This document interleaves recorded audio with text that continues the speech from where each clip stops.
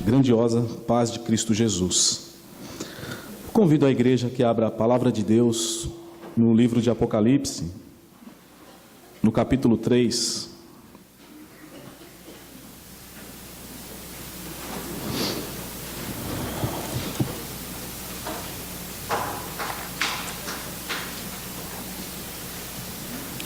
Nós vamos ler do verso 7 até o verso 13.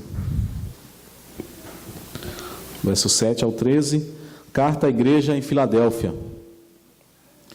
É a sexta igreja das 7 que temos no Apocalipse. Carta à igreja em Filadélfia, Apocalipse 3, verso 7 ao 13.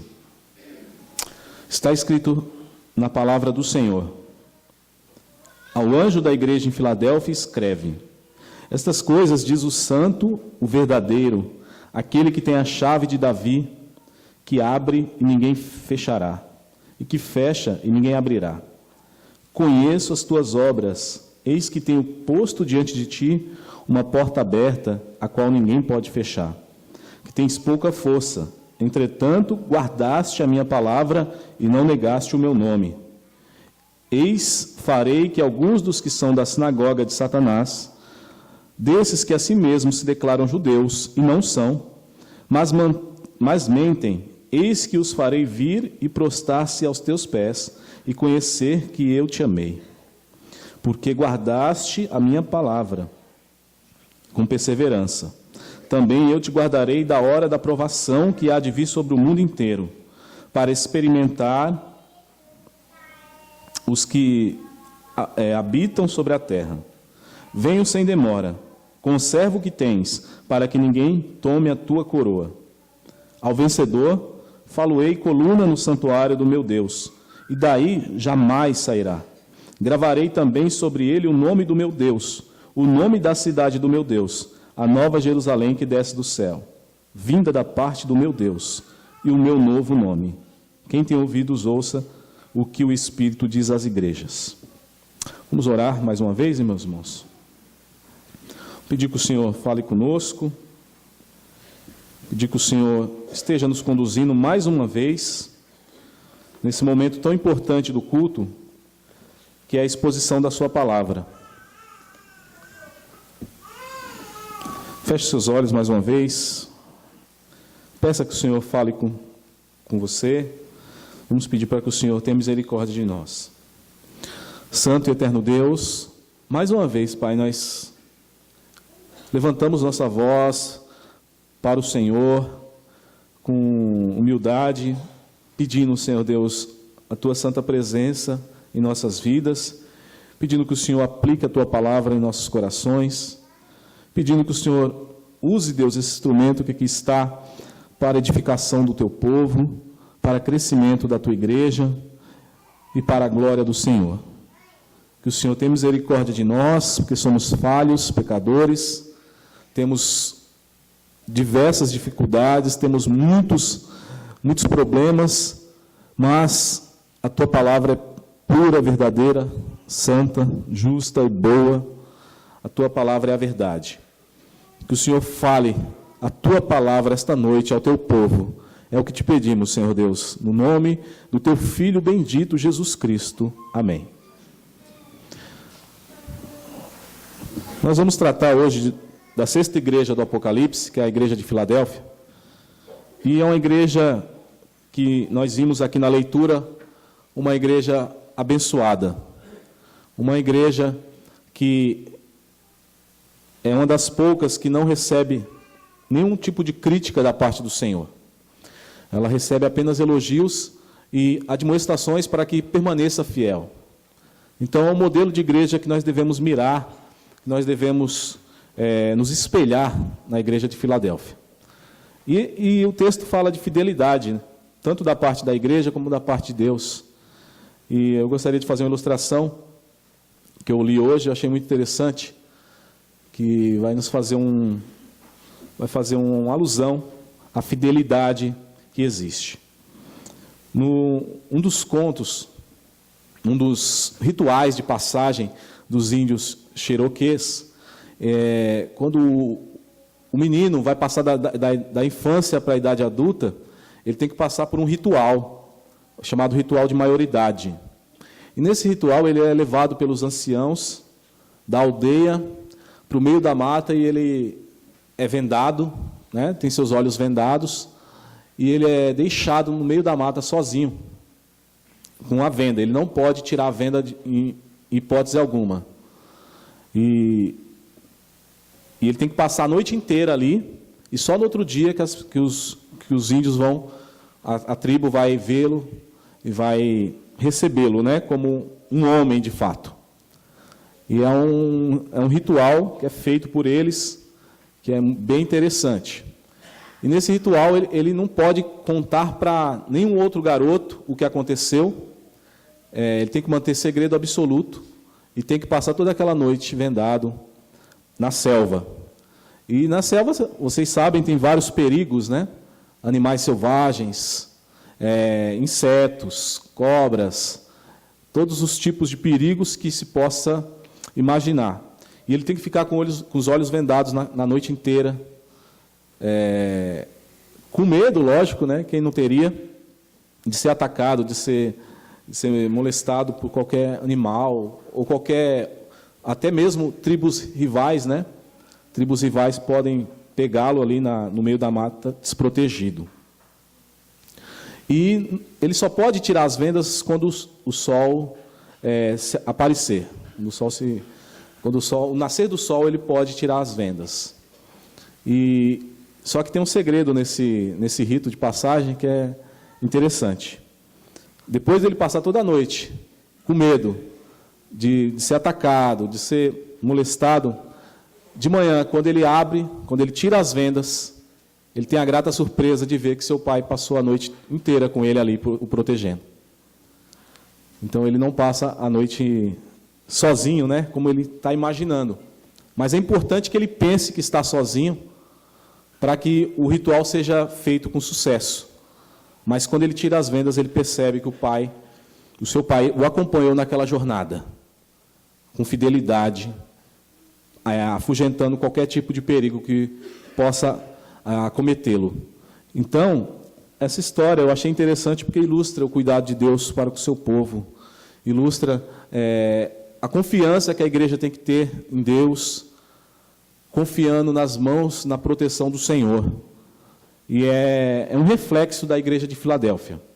Essa igreja, junto com a de Esmirna, que nós já vimos em outra oportunidade, elas são as únicas das 7 igrejas do Apocalipse que não sofrem crítica da parte do Senhor. Elas não têm nenhum tipo de repreensão. Elas estavam caminhando corretamente. Essa igreja fiel e obediente era considerada pequena e limitada aos olhos dos homens, mas amada pelo Senhor dos Senhores. Aos olhos das pessoas era uma igreja fraca, uma igreja insignificante, mas o Senhor tinha ela em alto preço, e Ele deixa isso bem claro nas Escrituras. Ele deixa muito claro que ama essa igreja, é uma igreja que Ele protege. Difamada, essa igreja era difamada e perseguida pelos inimigos da cruz, que são os falsos judeus que aparecem aqui no texto, que difamavam e perseguia de forma implacável os irmãos de Filadélfia.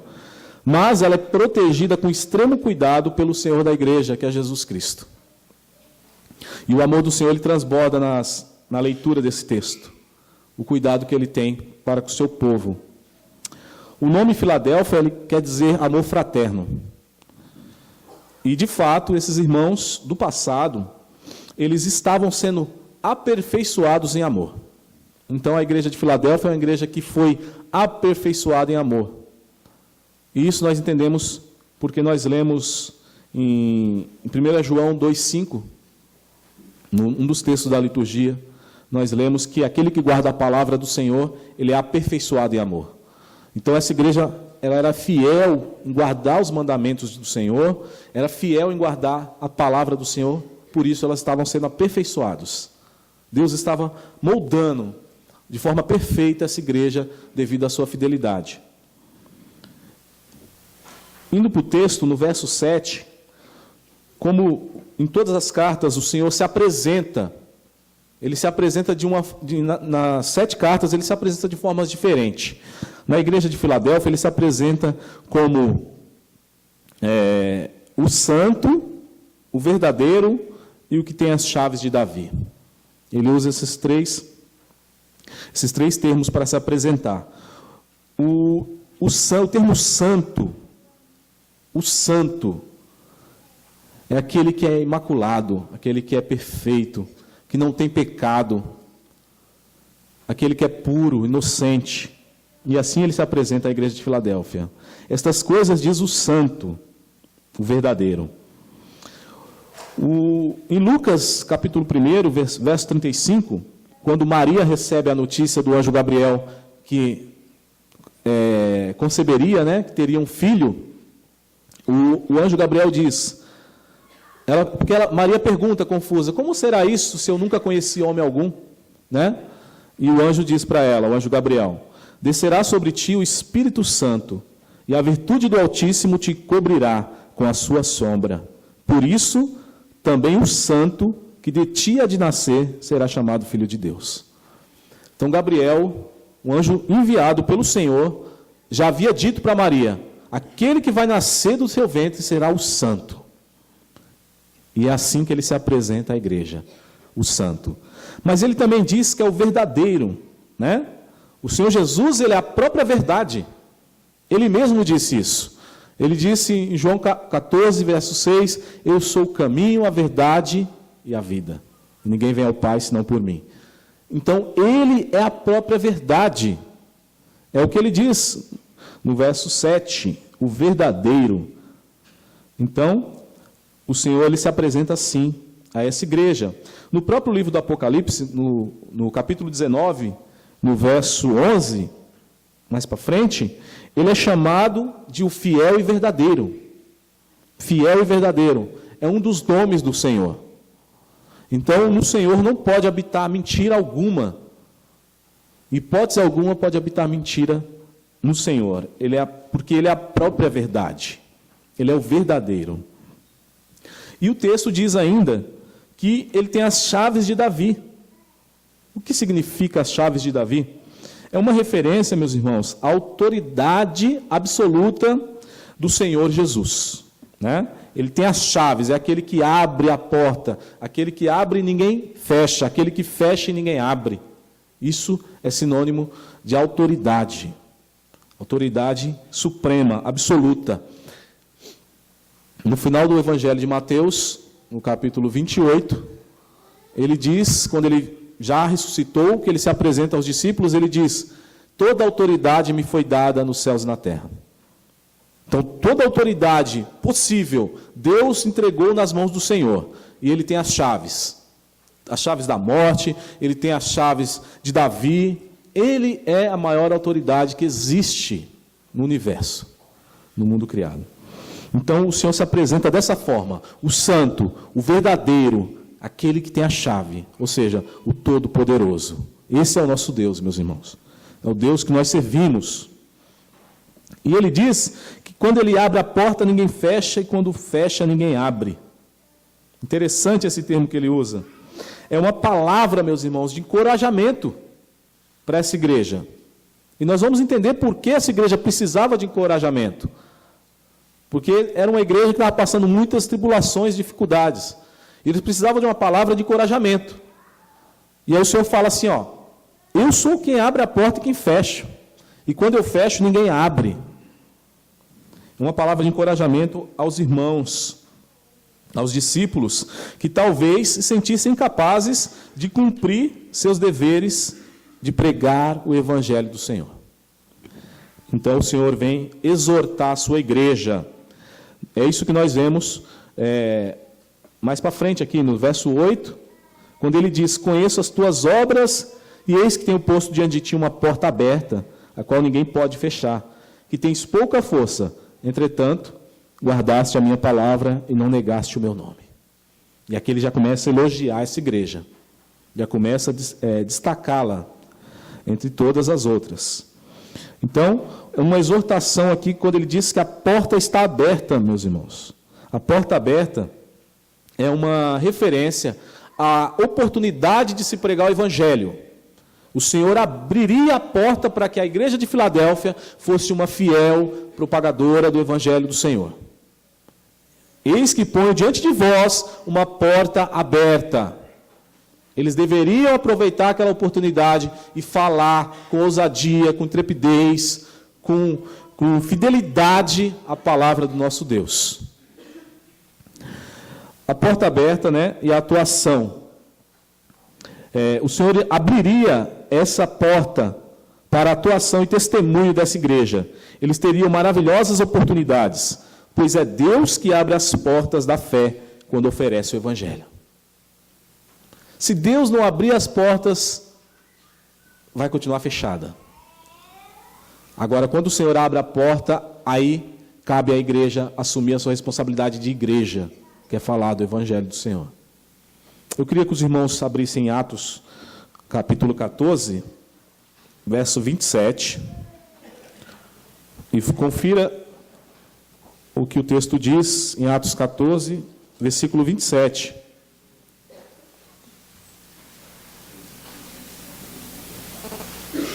Nós sabemos que o livro de Atos, ele nos conta a história dos primeiros cristãos que eram, em grande parte, missionários, que estavam pregando o Evangelho em toda a região conhecida da Ásia Menor, do Império, das regiões do Império Romano e até fora do Império, e era uma igreja missionária. E no verso 27, de Atos 14, diz assim: ali chegados, reunida a igreja, relataram quantas coisas fizera Deus com eles e como abrira aos gentios a porta da fé. A porta que esteve fechada para os gentios durante muito tempo, na antiga dispensação. Chegou o momento de Deus abrir as portas para que eles falassem do Evangelho para os gentios. E eles foram extremamente fiéis na propagação do Evangelho. O apóstolo Paulo, certa vez, foi acusado, as pessoas, os seus inimigos disseram: chegou à nossa cidade também aquele que tem transtornado o mundo, aquele que tem perturbado o mundo com o Evangelho. Isso é um elogio, né? E Paulo foi incansável na luta de falar do Senhor Jesus e pregar o Evangelho aos gentios. Não só ele, mas muitos outros. E aqui nós vemos Deus falando para a sua igreja: eu conheço as tuas obras, eu sei que vocês guardam os mandamentos. Eis que tenho posto diante de ti uma porta aberta, a qual ninguém pode fechar. E aí, faço uma aplicação para a nossa igreja. Será que o Senhor tem colocado portas abertas para a igreja de Vila Varela? Será que o Senhor não tem dado oportunidades de testemunharmos e de falarmos do Evangelho e nós não temos aproveitado essa oportunidade? Já conversei com muitos irmãos e muitos têm esse sentimento também de que devíamos orar mais nesse sentido. E orar em vista a Deus responder de fato com a porta aberta, para que o Evangelho do Senhor seja pregado, para que nossa igreja seja uma igreja ativa, missionária, que leva o Evangelho a outros lugares, e não fique apenas no conforto aqui deste local. E a igreja de Filadélfia teria essa oportunidade de falar do Evangelho por essa porta aberta pelo Senhor. Segundo o comentarista reformado William Hendrickson, a porta aberta é a junção de duas coisas: dá a oportunidade de pregar o Evangelho, né? Duas coisas: a oportunidade de pregar o Santo Evangelho de Deus, e segundo, a atuação da graça de Deus, criando ouvidos para ouvir, ansiosos para recebê-lo. Então o trabalho é do Senhor, o trabalho é de Deus. Ele abre a porta, ele que convence o homem do pecado, da justiça e do juízo. A igreja tem uma grande responsabilidade, que é se colocar no lugar de igreja, se dispor a falar do Evangelho e pedir para que o Senhor use. Né? Como nós cantamos há pouco, em qualquer hora, em qualquer lugar, usa-me, Senhor. Às vezes, a porta aberta que o Senhor tem colocado na minha vida e na sua é no serviço, ou pode ser onde nós estudamos, na nossa família, nossa casa, onde quer que a gente vá. E muitas vezes a gente não temos tido a confiança de falar, de abrir a boca e falar do Evangelho. Temos negado isso. Um tesouro tão grande, guardado em nossos corações, nós não temos falado do Evangelho do Senhor. Então, é uma palavra que o Senhor nos exorta a tomarmos uma postura. Então, nós devemos orar para que o Senhor abra as portas para pregarmos o Evangelho e aproveitarmos as oportunidades que Ele tem nos dado. Deve ser um motivo de oração constante, irmãos. Por que nós não pensamos numa congregação? Por que nós não oramos nesse sentido? Por que nós não analisamos o campo com os membros da igreja? São motivos que nós devemos levar a sério, levar aos pés do Senhor, esse desejo. Para que o Senhor venha nos usar de forma efetiva na sua obra. O Senhor, nesse mesmo verso 8, ele diz que essa igreja tinha pouca força. O Senhor reconhece, vocês têm pouca força, no verso 8, que tens pouca força, entretanto, guardaste a minha palavra e não negaste o meu nome. O Senhor diz que eles tinham pouquíssima força, mas mesmo assim guardaram a palavra dele. E não negaram o seu nome. Mesmo sendo uma igreja pequena em número e em dinheiro, em riqueza, Filadélfia era grande e vitoriosa aos olhos do Senhor. Então o olhar de Deus é diferente do olhar humano. O homem poderia olhar para a igreja de Filadélfia e falar, aquela meia dúzia ali de cristãos ali, não pode fazer nada, não tem importância nenhuma. Mas Deus, Ele deixou registrado nas Escrituras. Vocês guardaram a minha palavra e não negaram o meu nome. Era uma igreja fiel, que estava disposta a morrer pelo Senhor, mas não ia negar o seu nome. Uma igreja abençoada. Essa fraqueza da igreja levava os crentes de Filadélfia a confiar em Deus. A confiar em Deus. E depender apenas da sua força. Porque a força que eles tinham não era deles, porque eles eram fracos, mas a força deles vinha do Senhor. E ela se mantinha fiel. O Senhor dá esse testemunho. Vocês permaneceram fiel, guardaram a minha palavra. E como eu disse, em 1 João 2,5, apesar de todas as limitações, essa igreja ela guardou a palavra do Senhor. E 1 de João 2,5 diz assim, mas qualquer que guarda a sua palavra, o amor de Deus está nele, verdadeiramente aperfeiçoado. Nisto conhecemos que estamos nele. Conhecemos que somos de Deus, que temos comunhão com Deus, que estamos em Deus, quando guardamos os seus mandamentos. A palavra deixa muito clara. Se alguém diz que ama a Deus e não guarda o seu mandamento, é mentiroso. Mas aquele que guarda a palavra do Senhor, o amor de Deus é aperfeiçoado na sua vida. Então, que possamos ser fiéis como essa igreja de Filadélfia, em guardar a palavra do Senhor e nunca, jamais, negar o nome de Cristo. E era uma igreja que, ainda que fosse pequena, ainda que fosse fraca, ela incomodava com a sua atuação, incomodava os inimigos da cruz, incomodava os inimigos do Evangelho, que Jesus, quando ele revela aqui para João, ele chama de sinagoga de Satanás, verso 9. Ele diz, eis que farei alguns dos que são da sinagoga de Satanás, desses que a si mesmos se declaram judeus e não são, mas mentem, eis que os farei vir e prostrar-se aos teus pés e conhecer que eu te amei. Os judeus, nós já vimos outras oportunidades, que eles eram ferrenhos perseguidores dos cristãos.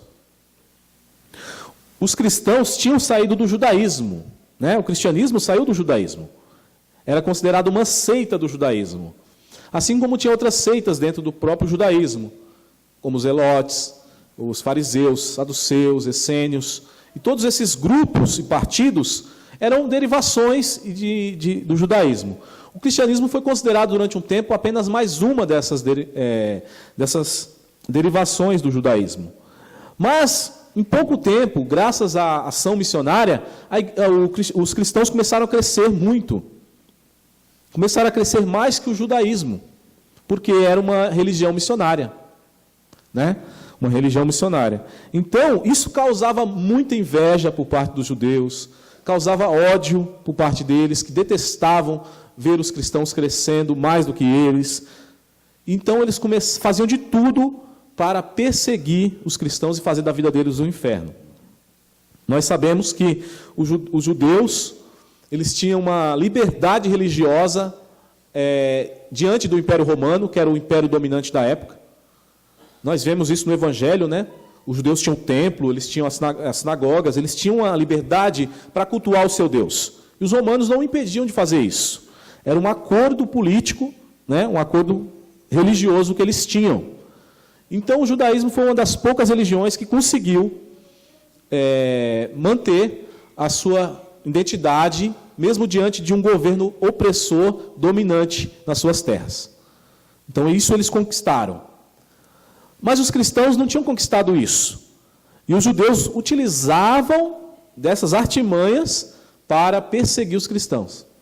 Eles acusavam os cristãos diante dos tribunais romanos. Olha, eles não amam a César, eles não têm César como rei.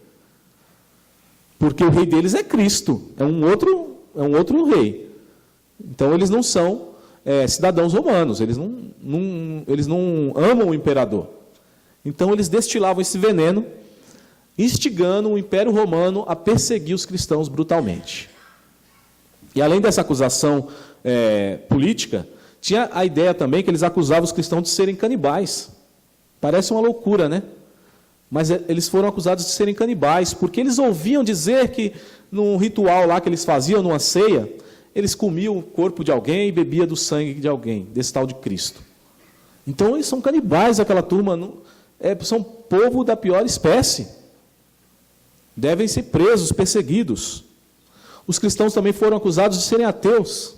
Olha que incoerência. Porque eles não tinham imagens de escultura, o Deus deles era um Deus invisível, e eles não cultuavam o panteão de deuses romanos. Então eles eram ateus, não adoram os deuses. Então todas essas acusações eram fomentadas pelos judeus. Né? A perseguição desempenhada contra os irmãos pelos falsos judeus, que haviam conseguido, por meio de um acordo com o império, uma certa liberdade, mas que perseguiam os cristãos.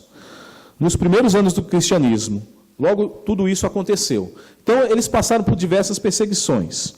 Isso gerou muita inveja por parte dos judeus, que viam os cristãos como uma ameaça ao que eles tinham de mais sagrado, né? O que os judeus têm de mais sagrado até hoje é a sua religião.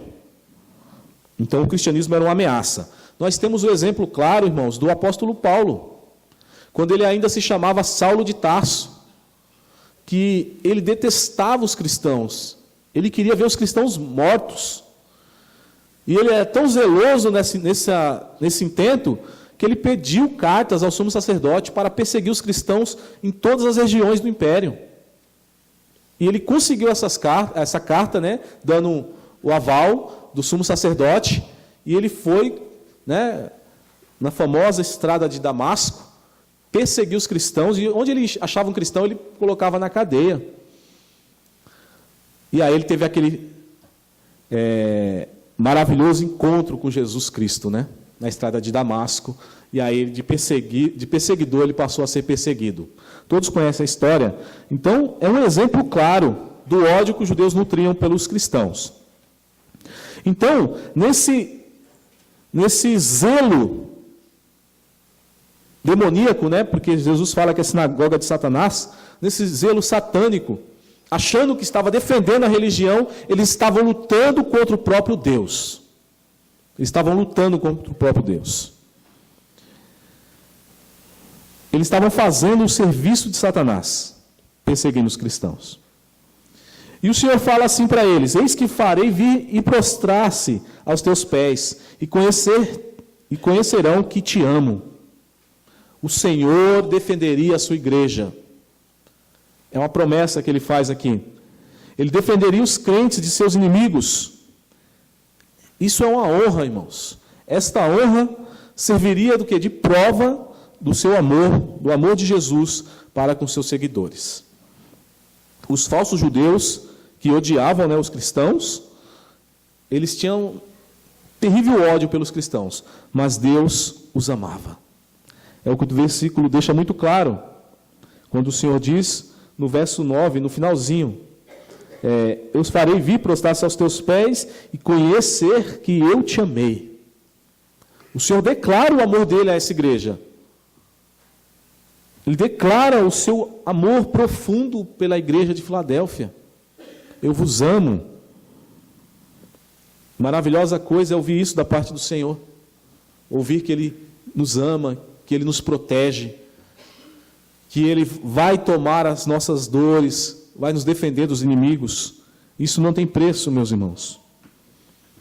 O Senhor continua dizendo que vai guardá-los da provação. E o Senhor tem um motivo aqui, ó. Porque guardaste a minha palavra, ou porque guardaste a palavra da minha perseverança, também eu te guardarei da hora da provação, que há de vir sobre o mundo inteiro, para experimentar os que habitam sobre a terra. Aqui o Senhor anuncia uma grande tribulação que viria sobre os cristãos. Viria uma grande tribulação sobre eles. Muito maior do que a que eles estavam vivendo. Mas o Senhor promete aqui, ó, porque vocês guardaram a minha palavra, eu também os guardarei dessa hora. Ele livraria esses cristãos desse momento terrível. E essa tribulação aqui, ela é identificada pelos historiadores da igreja como a perseguição promovida pelo imperador Domiciano. Né? O imperador Domiciano, ele foi o grande líder da segunda grande perseguição que os cristãos sofreram. Ele foi considerado o segundo Nero. Né? E aí, vocês me permitam ler um trecho da história eclesiástica de Eusébio, que foi o primeiro historiador da igreja a relatar. Ele diz assim: Domiciano,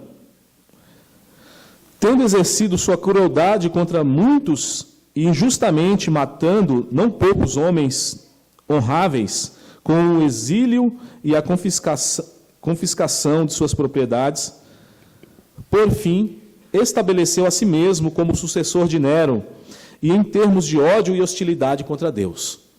Então ele é comparado com Nero, que foi o grande perseguidor da igreja, que foi responsável pelo martírio do apóstolo Paulo, do apóstolo Pedro, que era o próprio demônio, Nero o terrível.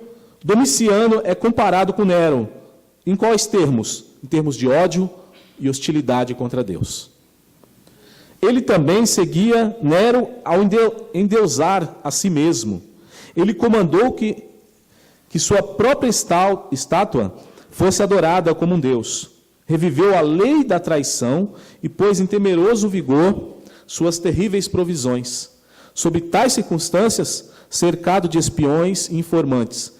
Quão terrível deve ter sido essa segunda perseguição aos cristãos. Então não era brincadeira, irmãos.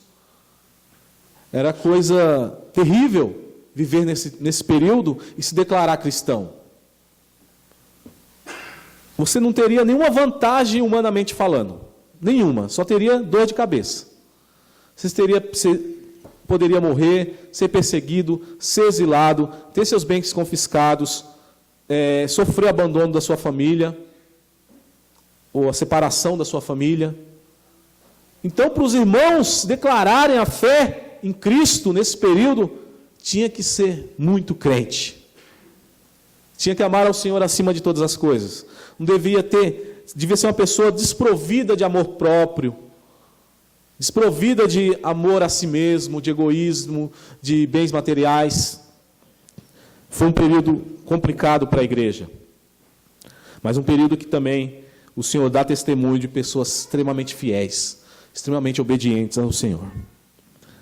Devido a essa fidelidade e perseverança, os crentes de Filadélfia, o Senhor afirma que pouparia essa igreja desta terrível luta. Eles seriam poupados dessa tribulação. É uma promessa que o Senhor faz para eles. E aí, ele continua animando essa igreja. Ele diz: venham sem demora, no verso 11. Uma alusão à sua vinda. Uma alusão que ele voltaria e que traria alívio para os servos de Deus. É como se ele falasse: aguente firme, essa vida é muito passageira, eu venho sem demora. Logo, logo estaremos para sempre juntos. E ele fala ainda no verso 11: guarda o que tens, guarda o que vocês já conquistaram. Aquela fidelidade que vocês demonstraram, guarde com todas as suas forças, permaneçam. O Senhor havia dito que os guardaria, mas mesmo assim, admoesta os crentes a conservarem o que têm. Então, nós percebemos aqui que as duas coisas caminham juntas: a proteção de Deus e o empenho humano. Deus falou: eu vos guardarei, mas guarda o que vocês têm. Não é apenas: se o Senhor vai me guardar, eu vou viver da forma que eu quero. Não.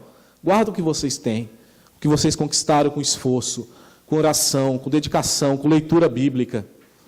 Guarda a fé. Não perca a fé. E eu vos guardarei da tribulação.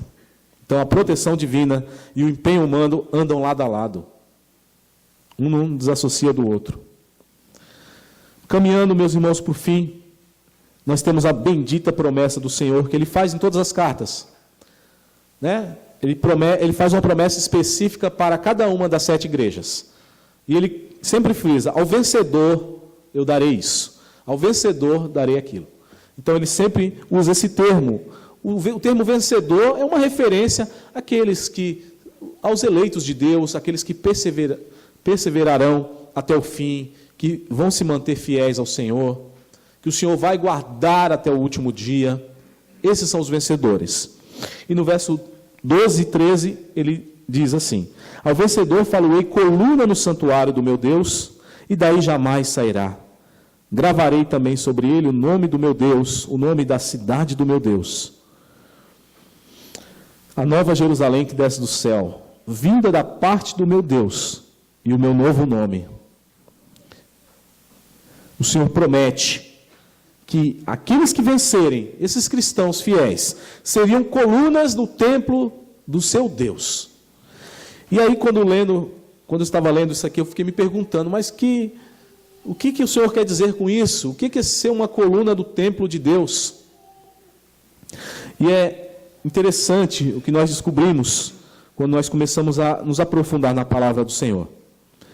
O pilar, ou a coluna, é algo permanente. É algo que permanece. Uma coluna, ela está sempre no templo.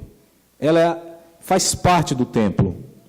E aqui nós temos uma figura da eternidade que provaremos, que todo vencedor, todo cristão genuíno provará a eternidade na casa de Deus. Estaremos para sempre com o Senhor na casa dele. Os vencedores obterão aquilo que Davi desejou. Davi desejou e pediu ao Senhor no Salmo 27, verso 4. Ele disse: uma coisa pedi ao Senhor e a buscarei, que possa morar na casa do Senhor todos os dias da minha vida, para contemplar a formosura do Senhor e inquirir no seu templo. Davi desejou: Senhor, eu quero ser coluna no seu templo, eu quero permanecer eternamente na tua casa. Para quê? Para contemplar a tua face. Esse era o desejo do coração do rei Davi, quando ele escreveu o Salmo 27. E aqui o Senhor faz uma promessa para a igreja de Filadélfia, dizendo: vocês serão coluna no meu templo. É uma promessa extremamente maravilhosa, irmãos. Para aqueles que amam a Deus com todas as forças, para aqueles que desejam estar na casa do Senhor, aqueles que não querem se apartar da face de Deus. Essa é uma promessa maravilhosa, que o Senhor diz: vocês serão coluna no templo do meu Deus. Essa é uma promessa que nós devemos ansiar. Nós devemos ser como Davi nesse momento. Esse deve ser o desejo de todo crente verdadeiro, de todo crente sincero. Qual é o desejo? Ter comunhão eterna com Deus. Comunhão eterna. O presbítero Mauro quando fez a abertura, ele disse que aqui é um antigozo do que teremos na eternidade. E de fato, mesmo o nosso culto sendo um culto simples, um culto dedicado ao Senhor, no seu dia, no dia do Senhor, mas é um momento especial para a igreja, que nós podemos ser colunas no templo de Deus, por um momento contemplarmos ao Senhor, pedir perdão para Ele, e Ele falar conosco por meio da palavra, e nós falarmos a Ele através da oração, através do nosso louvor. Esses momentos são de fato antigozos da eternidade, que deve ser desejada por cada um de nós aqui, irmãos. Cada um de nós. Quando a luta vier, quando você se sentir desanimado, quando você sentir que a sua fé está fraca, aí você lembra, um dia eu serei coluna na casa de Deus, e aí eu vou estar para sempre com o Senhor. E não serei mais tentado a não querer vir na casa de Deus por causa do frio, a não querer participar de alguma reunião na igreja, porque eu não estou muito afim, porque meu coração não está disposto a isso. Que o Senhor venha renovar o nosso coração. Que o anseio de estar na casa de Deus vai ser tão grande em nossas vidas, que nós venhamos a ansiar pelo domingo, venhamos a ter desejo de estar mais perto do Senhor. Mais perto, assim como essa igreja de Filadélfia tinha. O Senhor diz também que escreveria o nome do seu Deus, o da cidade de Deus, e o seu novo nome sobre esses irmãos. Quando diz escreverei, nós não podemos entender que Deus vai fazer uma tatuagem, né? Seria estranho. Então os estudiosos eles entendem que é uma referência à posse que o Senhor de fato consumará em nossas vidas. Ele é o nosso Senhor, Ele é o nosso dono. Quando fala escrever o nome, Ele está dizendo que o vencedor, aquele que for até o fim, ele pertence a Deus. Você pertence a Deus. Nós temos a marca do Senhor, a marca de Cristo. Isso é fundamental e é de extrema importância. Será dado a segurança de que são de Deus. Pertence à Nova Jerusalém, você pertence à cidade santa. Porque o nome da cidade também estará gravado em nós. E que participarão eternamente de todas essas bênçãos. Eternamente participaremos disso. Nós somos cidadãos dos céus.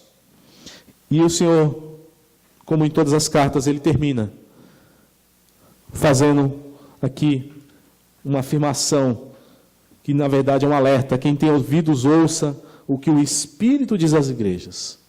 O Espírito Santo está dizendo às igrejas todas essas coisas.